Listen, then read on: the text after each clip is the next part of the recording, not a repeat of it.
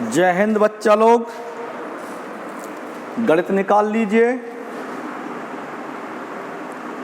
किसी बच्चे ने छठवां और सातवां क्वेश्चन पूछा था। छठवां और सातवां क्वेश्चन में क्या है आप लोग लिख लें। यदि थीटा बराबर 45 अंश तो सिद्ध कीजिए कि 2 sin theta into cos theta बराबर sin 2 थीटा। इन्होंने क्या दिया हम भी नोट करते हैं। थीटा बराबर 45 अंश तो सिद्ध करना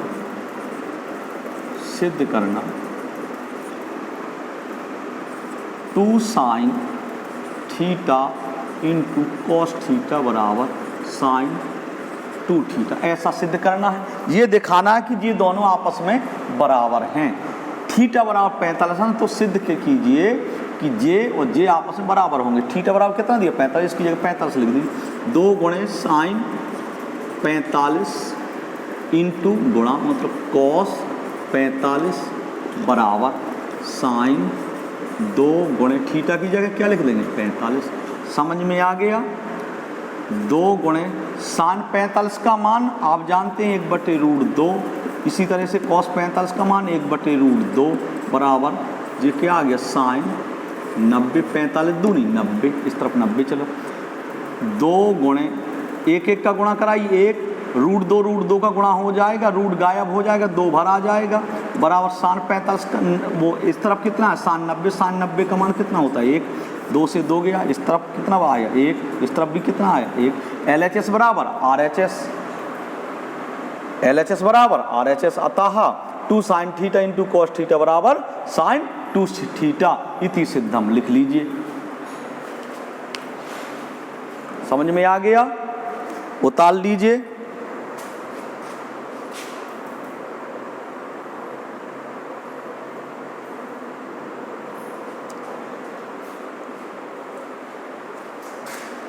इसी तरह से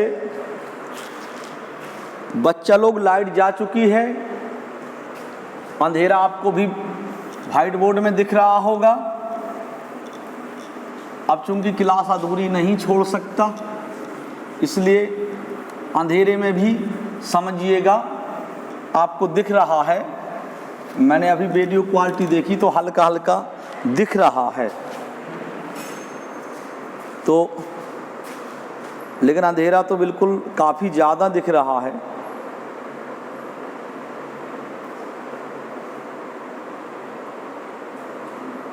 अन्य कोई इस समय साधन भी चलिए लाइट भी आ गई है, कोई दिक्कत नहीं।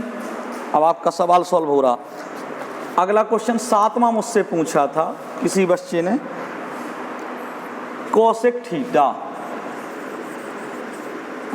थीटा बराबर 17 बटे कितना 15।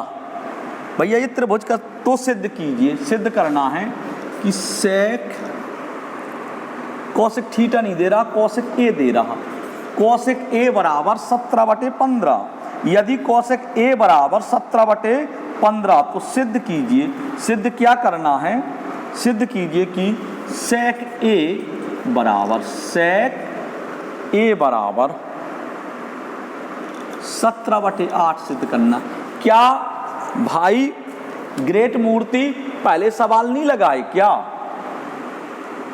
अरे ये त्रिभुज है, इतना लाना है, इतना सिद्ध करना है कि सेक के बराबर इतना होता। कोसेक के बराबर वो बता रहा कि 17 बटे 15 है, तो ये बताओ कि ये सेक के बराबर 17 बटे 8 होगा क्या? इतना दिखाओ। तो कोसेक के हिसाब से आपको क्या पता, कोसेक के बराबर आप जानते क्या होता है? वैसे कोसेक नहीं जानते तो इसका उल्टा तो जानते, साइन बराबर लंब बटे कर्ण, तो कोसेक के बराबर कर्ण बटे लंब। क्या पता नहीं है? आधार। तो आप आधार निकालेंगे। क्या निकालेंगे? आधार। तो आधार सीधे नहीं निकलेगा बल्कि आधार का वर्ग निकलेगा पाइथागोरस प्रमेय से। आधार का वर्ग बराबर कर्ण के वर्ग में से मतलब 17 के वर्ग में से लंब का वर्ग हटा दीजिए। समझ में आ गया होगा। हाँ, 17 गुणे 17 का वर्ग करिए 289 आ जाएगा। -15 का वर्ग कितना होता 225। बराबर 9 में से 5 गई 4, 8 में से 2 गई 6। आधार का वर्ग बराबर कितना आ गया 64। आधार बराबर जब आप निकालेंगे तो 64 का वर्गमूल लीजिए जरा। 64 बराबर कितना, 64 का वर्गमूल 8 आ जाएगा। आपने जो आधार आपको पता चल गया कितना है 8 है, आधार पता चल गया 8 है। 100 के बराबर देख लीजिए, अब 100 के निकालना जी 100 के बराबर।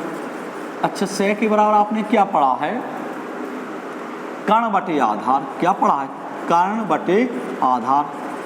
अब त्रिभुज में यदि 2 भुजाएं दी जाएं तो भैया सवाल वही है, सबसे पहले तीनों भुजाओं को पता करते हैं। तीनों भुजाएं पता हो गई, अब कोई भी निष्पत्ति का आप मान निकाल सकते हैं।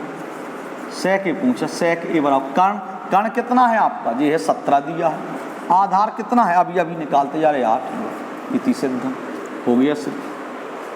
थोड़ा दिमाग लगा लिया करो, और जिस तरह के सवाल हो गए हैं तो ये भी तो सोचो ऐसे, इसमें 2 भुजाएं दी गई हैं लंब और कर्ण और लंब। अब सेक के हिसाब से निकालने तो सबसे पहले 2 भुजाएं पता है तो तीसरी भुजा पता कर लीजिए। जब तीनों भुजाएं पता हो जाए कोई भी निष्पत्ति पूछी तुरंत मान निकल आता है। तो आपका ये हो गया। इस तरह से आपकी जो भी आपने सवाल पूछे थे वो हो गए समाप्त, और इसी के साथ प्रश्नावली भी समाप्त हो गई है। फिर भी मैं कह रहा हूं कि यदि किसी लड़के को किसी सवाल में कोई दिक्कत हो तो वो पुनः मुझसे पूछ सकता है। अब मैं दूसरी प्रश्नावली शुरू कर रहा हूं। दूसरी प्रश्नावली के सबसे पहले उदाहरण देखते हैं। उदाहरण देखने के पहले निष्पत्ति बदलना समझिए आप, निष्पत्ति बदलना।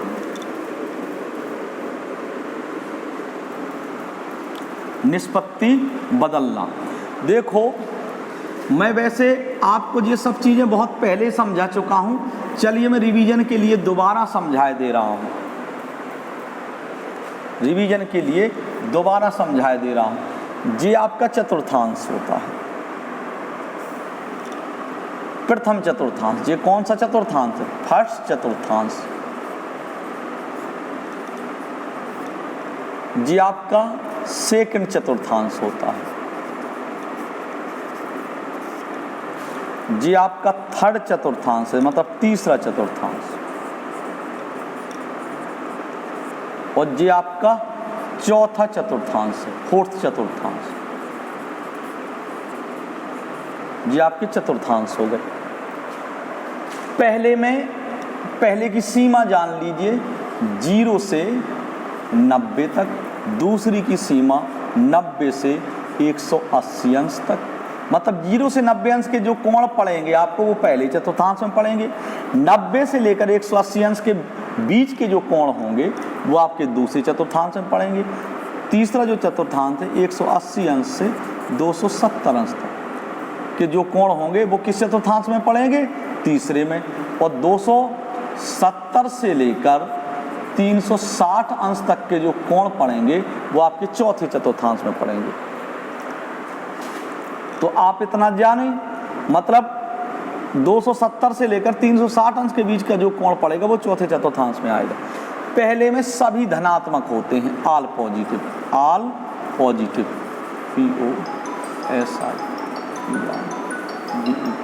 ऑल पॉजिटिव, सब धनात्मक होते हैं। दूसरे चतुर्थांश में केवल साइन धनात्मक और इसका कौशिक धनात्मक, साइन और कौशिक, साइन कौशिक, ये दोनों कैसे होते हैं? धनात्मक।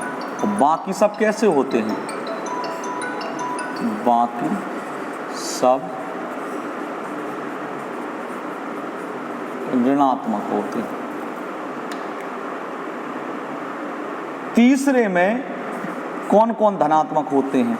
tan और cot, ये दोनों धनात्मक होंगे।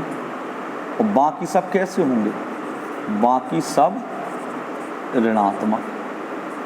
ये चीज़ मैं आपको पहले भी पढ़ा चुका हूँ, अब रिवीजन टाइप में दोबारा करवा रहा हूँ मनोहर डे की गणित के हिसाब से। चौथा चतुर्थांश में कौन कौन धनात्मक होते हैं? कॉस धन का होगा, और कॉस और सेक ये धनात्मक होती हैं। बाकी सब ऋणात्मक होते हैं, बाकी सब कैसे होते हैं? ऋणात्मक। इसको आप लोग उतार लीजिए। मतलब चौथा जो चतुर्थांश है वो किसका घर है? कॉस और सेक का। कॉस ऊपर वाला है और उसके नीचे क्या रहता है? सेक रहता है। तो जो कॉस का घर होगा वही सेक का घर होगा, जो साइन का घर होगा वही कॉसेक का घर होगा, जो टेन का घर होगा वही उसके नीचे वाले कॉट का घर होगा। समझ में आ गया? आपने इसे बता लिया। अब निष्पत्ति किस में बदलती है ये भी देखें जरा। निष्पत्ति 90 और 270 में निष्पत्ति बदलती है। 90 अंश व 270 अंश में निष्पत्ति बदलती है। 90 और 270 में निष्पत्ति बदलती है। देखिए 90 और 270 अंश में क्या होती है? निष्पत्ति बदलती है। तो देखिए कौन किस में बदलता है? देखिए साइन बेटा जो बदलता है वो कॉस में बदलता है। साइन किस में बदलता है? कॉस में। साइन किस में बदलता है? कॉस में। समझ में आ गया? साइन कॉस में बदलता है। टेन किस में बदलता है? देखो साइन कॉस में बदलता है तो कॉस किस में बदलेगा? साइन में। समझ में आ गया? साइन किस में बदलता है? कॉस में। तो कॉस किस में बदलेगा? साइन में। टेन किस में बदलता है? टेन बदलता है कॉट में। तो कॉट किस में बदलेगा? टेन में। समझ में आ गया? और देखिए कॉसिक, कॉसिक किस में बदलता है? कॉसिक बदलता है सेक में। तो सेक किस में बदलेगा? कॉसिक में। जी भी उतार लीजिए आप लोग। साइन कॉस में बदलता है तो कॉस साइन में बदलेगा, टेन कॉट में बदलेगा, तो है ना, टेन कॉट में बदलेगा और कॉट टेन में बदलेगा। कॉसेक सेक में बदलता है तो सेक कॉसेक में बदलता है। क्लियर हो गया? समझ में आ गया?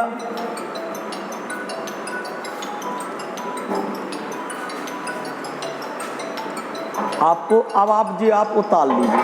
देखिए बदलने का मैं नियम बता रहा हूं कैसे बदलना है। देखिए जैसे हमने साइन लिखा, साइन 90 अंश माइनस मैंने थीटा लिख दिया। एक विचार कीजिए, तो 90 में से कुछ घटा है, थीटा घटा, पता नहीं थीटा घटा, तो 90 से कुछ तो घटा है, तो 90 से कम होगा। जब 90 से कम होगा तो किस चतुर्थांश में होगा? प्रथम में। किस चतुर्थांश में होगा? प्रथम में। प्रथम में सब कैसे होते? आल पॉजिटिव। तो इसका चिन्ह नहीं बदलना है। समझ में आ गया? इसका चिन्ह नहीं बदलना है। 90 में क्या बदल जाती है? निष्पत्ति। तो 90 आगे आया, 90 आगे आया तो निष्पत्ति बदल जाएगी, साइन कायम बदल जाएगा, कॉस थीटा। तो जब आप इसको हल करोगे तो इसका आ जाता है cos theta. Sine 90 minus theta का मान मतलब क्या होता है? Cos theta. क्लियर हो गया? समझ में आ गया? इसी तरह से यदि मैं ऐसा लिख दूं साइन 270 अंश माइनस थीटा, तो 270 से कुछ घटा है तो 270 से कम हो गया, तो किस चतुर्थांश में होगा? 270 से कम किस चतुर्थांश में होगा? तीसरे में। तीसरा किसका घर है ये बताइए? तीसरा किसका घर है? सोच करके बताइए। तीसरा घर है टेन और कॉट का। मतलब टेन और कॉट कैसे होंगे? धन के। बाकी सब कैसे होते? ऋण के। तो ये साइन भी क्या काय का हो जाएगा? माइनस का। और 270 में भी निष्पत्ति बदलती है, लिखा ना मैंने, 270 में निष्पत्ति बदलती है, तो साइन कायम बदल जाएगा, कॉस थीटा। ऐसे निष्पत्ति आपकी बदलती है। जी आपकी समझ में आ गया होगा। 180 और 270 में निष्पत्ति 180 और 360 में निष्पत्ति नहीं बदलती। कौन में निष्पत्ति नहीं बदलती? 180 व 360 अंश में निष्पत्ति नहीं बदलती, मतलब ज्यों की त्यों रहती है, बदलती। यदि आपने एकदम ऐसे लिख दिया, देखो मैं फिर इससे समझा रहा हूं, साइन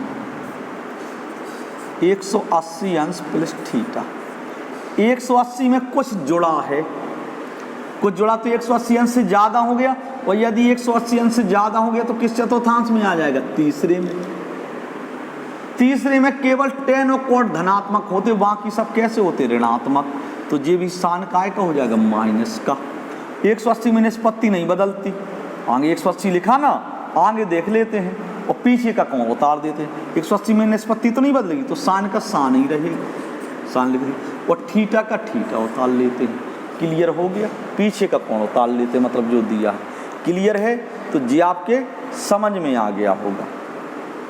ऐसे हम कोणों के मान निकालते हैं। ये मैंने आपको रिवीजन तौर पर समझाया।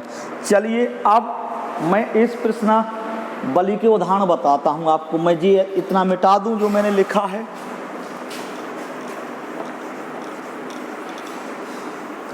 आपने ये सब उच्चार भी लिया होगा और समझा भी होगा, पहले भी समझाया था, अभी दोबारा से भी समझा दिया।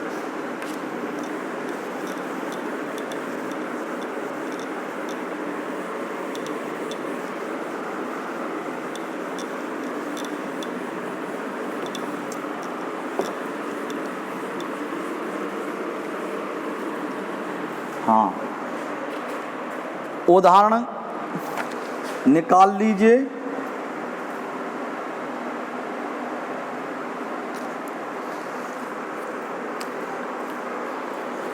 उदाहरण दिया गया जो tan 65 अंश बटे cot 25 अंश, जी का मान ज्ञात कीजिए। का मान, इतने का आपको क्या ज्ञात करना है? मान ज्ञात करना है। तो देखिए, जब ऐसे दो कोण आ जाएं जिनके हम मान ना जानते हों, क्योंकि मान हम कितने कोणों के जानते हैं? 0 अंश, 30 अंश, 45 अंश, 60 अंश, 90 अंश, इतने के तो मान जानते हैं, मौखिक हमें याद है। बकाया के मान तो हम निकालते हैं, इससे ज्यादा के आ जाएं तो निकालते हैं। अब ऐसे दो कोण आ जाएं जिनका हम मान ही नहीं जानते हो, जैसे 65 अंश आ गया, तो क्या आप 65 का मान जानते हो? नहीं जानते। क्या इधर आया 25 अंश, तो क्या आप cot 25 का मान जानते हो? ये भी नहीं जानते। तो जब ऐसे दो कोण आ जाएं जिनका हम मान ना जानते हो, तो उन दोनों कोणों का योग या तो 90 अंश होगा या 180 अंश होगा, ज्यादातर 90 अंश पड़ेगा। और ऐसे जो सवाल होते हैं इनका जो ज्यादातर आंसर आता है वो 1 आया करता है। कितना आता है? 1 आता है। तो हम tan 65 और cot 25 दिया, तो दोनों ना तो 65 का मान जानते हैं tan 65 का, और ना cot 25 का मान जानते, लेकिन दोनों कोणों का योग मैंने कितना बताया? कितने अंश होगा? 90 अंश। तो आप जोड़ लीजिए 65 अंश और 25 अंश, जोड़िए दोनों को, 65 और 25 कितने हो गया? 90। 90 अंश है, सही। अब लग जाएगा ये सवाल। देखो, योग 90 है, तो जितना योग हुआ करे उस कोण में से, दोनों में से ये एक कोण घटा देते हैं। योग में से दोनों में से एक कोण घटाते हैं। जैसे यदि आपको ऊपर वाले को घटाना है, ऊपर वाले को बदलना है, ऊपर वाला, तो नीचे वाला कोण घटा देंगे। और यदि नीचे वाले को बदलना है तो ऊपर वाला कोण घटा देंगे। जैसे समझेंगे, हमें ऊपर वाले को बदलना है, tan की जगह tan लिखो। इनका योग कितना हो रहा था? 90 अंश, तो 90 लिख लिया। और ऊपर वाले को बदल रहे हैं तो नीचे वाला कोण घटा दो। कितना अंश घटा देंगे? 25 अंश। आपने 90 अंश में से 25 अंश घटा दिए। नीचे वाले को ज्यों कहते हैं वो ताल लेंगे, cot 25 अंश। समझ में आ गया? नीचे वाले एक को ही बदलते हैं, चाहे ऊपर वाला बदल लो चाहे नीचे वाला बदल लो। बदलोगे सो एक ही को, दोनों नहीं आप बदल सकते, एक को बदलो। ऊपर वाला बदला तो नीचे का ज्यों कहते हैं उतार देना, और जब कभी नीचे वाला बदलो तो ऊपर वाला ज्यों कहते हैं उतार देना। ठीक। अब ऊपर वाला बदला तो कौन सा कोण घटा दिया? नीचे वाला कोण घटा दो। तुम कहो सर जी ऐसा क्यों? देख लो, 65 tan 65 पहले लिखा था, तो अभी भी तो tan 65 ही लिखा, क्योंकि 90 में से ये 25 अंश चले जाएंगे तो 65 ही तो बचेंगे, तो ये 65 अंश तो लिखा है। समझ में आ गया? 65 पहले लिखा था, अब भी 65 लिखा है। क्लियर है? तो जी अब ये विचार कीजिएगा, 90 में से कुछ घटा है, कितना घटा? 25 घटा है। जितना भी घटा हो इस पर गौर नहीं करना, लेकिन देखो 90 से कुछ घटा है तो 90 से कम हो गया। जब 90 से कुछ घटा है तो 90 से कम हो गया, और 90 से कम हो गया तो किस चतुर्थांश में पड़ेगा? पहले में, क्योंकि 0 से 90 तक पहले चतुर्थांश में पढ़ते हैं। तो पहले चतुर्थांश में सब कैसे होते हैं? सब धनात्मक होते हैं। सब कैसे होते हैं? धनात्मक। तो ये 10 भी क्या होगा? धनात्मक। मतलब चिन्ह नहीं बदलना है, धन का ही रहेगा। धन का होता है पहले चतुर्थांश में, तो धन का ही रहेगा। अब अभी मैंने बताया कि 90 में निष्पत्ति बदलती है, बताया ना। आगे कितना लिखा? 90 अंश लिखा, तो 90 में क्या होती है? निष्पत्ति बदल जाती है। तो 10 काय में बदल जाएगा? कोट में बदल जाएगा। बदलता ना, मैंने बताया 90 में निष्पत्ति। और पीछे का कोण उतार लेते हैं, जो भी कोण देते हैं। कितना दिया? 25, तो 25 लिख लिया। और बटे नीचे कितना दिया? कोट 25, तो 25 लिख लिया। समझ में आ गया? कोट 25 ऊपर और नीचे भी कोट 25, तो कट जाएंगे। कितना आ जाएगा? 1 आ जाएगा। क्लियर हो गया? इसी सवाल को हम दूसरे तरीके से भी लगा सकते हैं। मतलब आपको नीचे से अगर बदलेंगे तो ऊपर वाले को जैसे ज्यों कहते हैं उतारेंगे। जैसे जे लिखा 10 या लिख ही दे रहा हूं, इसका मतलब दूसरे कैसे? 10 65 और बटे कोट 25 ऐसे दिया। अब हमें नीचे वाला बदलना है। जैसे नीचे वाला, तो ऊपर वाले को ज्यों कहते हैं उतार दो। 10 65 ज्यों कहते हैं उतार दिया, बटे कोट लिखा, नीचे को बदले कोट लिख लिया। और दोनों कोणों का योग मिलाकर के कितना हुआ था? 90 हुआ था ना। तो 90 में से कौन सा कोण घटा दोगे? ऊपर वाला। कौन सा कोण घटा देते? ऊपर वाला। मतलब नीचे वाले को बदलना है तो 90 में से ऊपर वाले का कोण घटा देते हैं, जिसको बदलना है। समझ में आ गया?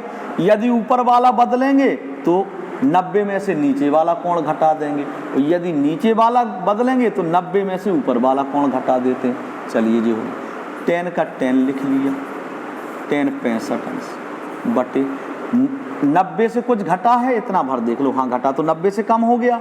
अर्थात किस चतुर्थांश में पड़ा? पहले चतुर्थांश में। पहले में सब कैसे होते? धनात्मक। तो कोड भी कैसा हो जाएगा? धनात्मक। चिन्ह नहीं बदलना, मतलब धन का है तो धन ही का रहेगा।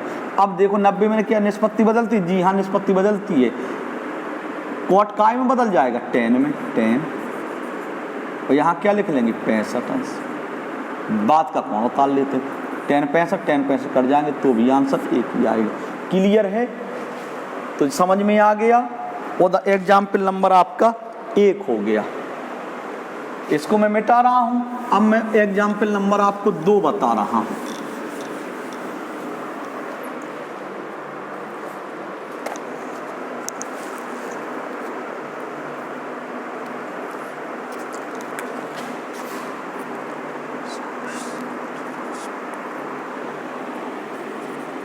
साइन 20 बटे cos 70। बड़ा सिंपल है ना। तो आप 20 अंश का मान जानते हैं साइन 20 का, ना cos 70 का मान जानते हैं। तो जब मान नहीं जानते तो अपन समझ गए कि इन दोनों कोणों का मान मिला करके कितना हो रहा होगा? 90 अंश। आप देख लीजिए 70 20 90 या 20 70 90 हो रहा ना 90 अंश। तो बस ऊपर वाले को बदलना है तो नीचे वाला कोण घटा दो 90 में से। लिखा देखो साइन, लिख लिया। और योग था 90 अंश। 90 में से कौन सा कोण घटा देंगे? नीचे वाला कोण घटा दो 70। देखो तुम कहो कि कुछ परिवर्तन होगा, तो नहीं हुआ। साइन 20 पहले लिखा था तो अभी भी तो साइन 20 से लिखा है। देखिए साइन 90 में से 70 गए तो कितना बचा? 20 ही तो बचा। तो 20 ये लिखा तो है, बटे कॉस नीचे वाले को ज्यों कहते हैं उतारते हैं। मैंने अभी यही तो बताया कि जितना योग हो रहा हो उसमें से ऊपर वाले को बदलना है तो नीचे वाला कोण घटा देते हैं, और नीचे वाले को बदलना होता तो 90 में से ऊपर वाला कोण घटा देते। तो वही किया। अब 90 से कुछ घटा है, किस चतुर्थांश में गया? प्रथम में। ऑल पॉजिटिव सब धनात्मक होते हैं। अब 90 में निष्पत्ति बदलती है। साइन काय में बदल जाएगा? कॉस में। और पीछे का कोण उतार लेते 70 अंश 70 और बटे कॉस 70 जो है दिए। कॉस 70 कितना आ जाएगा? 1। क्लियर हो गया या नहीं होगा? बोलने का है। समझ में आ गया आप लोगों के कि नहीं आया, ये बताइए। आ गया। अब उदाहरण अपन लोग तीसरा, चलिए पहले तो आप लोग तीसरा एग्जाम्पल लिख लें।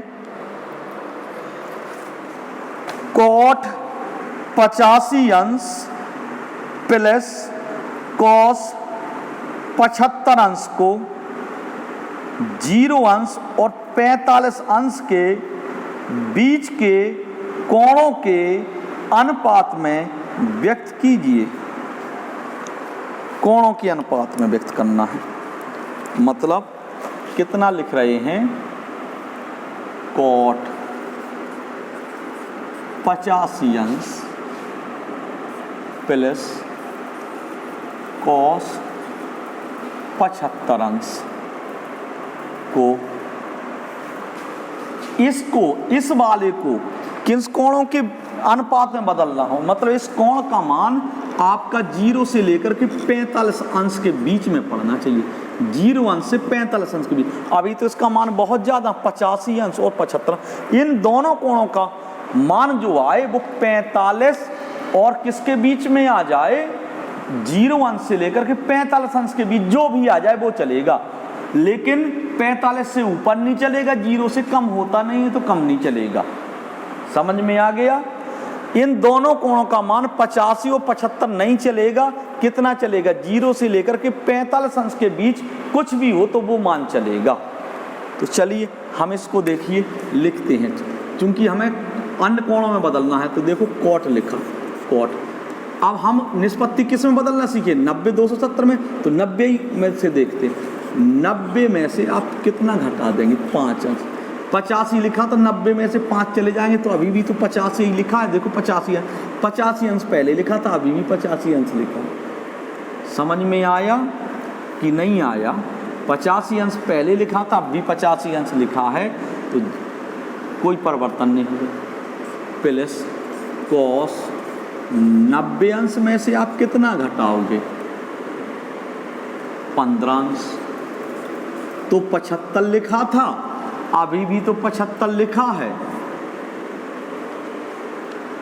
ठीक। अब देखो 90 में कुछ घटा है, दिमाग लगाइए, 90 में कुछ घटा है तो 90 से कम होगा कि नहीं होगा। 90 से कम हो गया तो किस चतुर्थांश में पड़ा, पहले में। पहले चतुर्थांश में सब धन के होते हैं, विचार नहीं करना। पहले चतुर्थांश में सब कैसे होते हैं, धन के होते हैं। तो ये भी काय का हो जाएगा, धन का। 90 में निष्पत्ति बदल जाती है, तो 90 में निष्पत्ति बदल तो कॉट काय में बदल जाएगा, 10 में, 10। और पीछे का कोण आप लोग उतार लेते हैं, कितना, 5 अंश। प्लस चिन्ह प्लस लगा दीजिए, क्योंकि ये भी प्रथम चतुर्थांश में तो ये भी धन का रहेगा। 90 निष्पत्ति बदल जाती है तो कॉस काय में बदल जाएगा, साइन में। और पीछे का कोण उतार लो, 15। ये बदल गया कि नहीं बदल गया। इसमें जो मान आ रहा है वो देखो 0 से लेकर के 45 अंश के बीच कह रहा आना चाहिए। तो देखो 0 से लेकर 45 अंश के बीच तो है, इसका मान 5 अंश है, तो चल जाएगा। 0 45 के बीच तो पड़ रहा 5 अंश, और 15 अंश इस तरफ सान 15 आया, तो ये भी तो किसके बीच पड़ रहा, 0 45 के बीच पड़ रहा है। तो उसने यही तो कह रहा था कि जो कोण आ जाए वो 0 45 के बीच आए। तो आपके 0 45 के बीच आ रहे हैं कोण, इसका मतलब सही है। समझ में भी आपके आ गया होगा, क्लियर है। तो मैथ में आज के लिए इतना ही, बकाया आप सॉल्व करिएगा। जो भी एग्जाम्पल हैं आप लोग एग्जाम्पल नंबर 4, 5वां जी आपको सॉल्व करने हैं। 6वां भी बन जाए तो सॉल्व कर लेना, नहीं तो मैं कल 6वां बताऊंगा। अब आपको होमवर्क के रूप में 8सी प्रश्नावली लगाने के लिए मिलती है। 8सी प्रश्नावली को आप सभी छात्रों को सॉल्व करना है। तो प्रयास करेंगे, जो सवाल ना बने वो 8सी के मुझसे आप बाय मोबाइल पूछ सकते हैं, मैं बताऊंगा। धन्यवाद।